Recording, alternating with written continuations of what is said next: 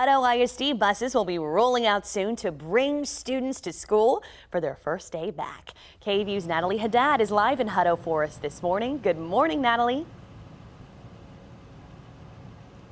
Good morning to you, Hannah. Just as Dominique was just touching on over at Austin ISD, here at Hutto ISD, safety is certainly top of mind, and it definitely extends outside of the classroom. How about getting your kids to and from school? Some kids are going to be headed off to school for the first time, getting on the bus. Some are headed to different schools, bus routes changing. And of course, this community is expanding, so you have to think about all that entails when it comes to the bus routes. Thankfully, I've got an expert here. I am joined by Mr. Henry Gideon. He is the Assistant Superintendent of Operations here. Please correct me if I got that incorrect. No, you got it right. Okay, good. Well, good morning to you, Mr. Gideon. Thank you so much for joining us this early. Sure. Tell us exactly where we are right now. I'm sure they can see the buses behind us, but what exactly happens here every morning? Yes, ma'am. Well, you're on a site that's about 165 acres. We're north of Hutto, FM 1660, as you're going towards Jonah, Texas. Behind me is our new transportation facility that our voting public supported the district on with respect to addressing growth, so we're able to expand our operations.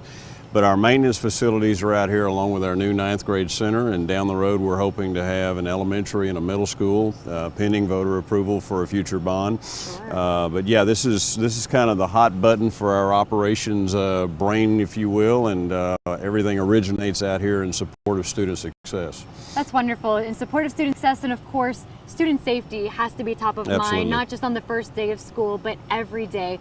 What are some really important bus safety tips that you try to remind the entire public about, whether that's the stop signs on the bus, approaching crossing guards? What message do you want to put out there ahead of the first day of school as buses make their way around the community again? Well, absolutely. You know, the first thing is the first day back after being off for summer, we've kind of gotten out of the habits, so I would encourage the driving public, the transient public, to be careful on the roads today. It's going to be crowded around our schools.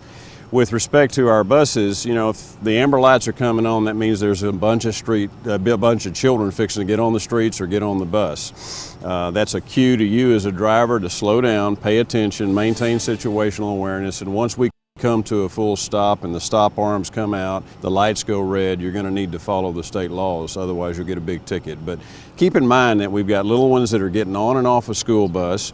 We do try to design our routes so that we go kind of in right-handed turns. We try to avoid left-handed turns to the extent that we can.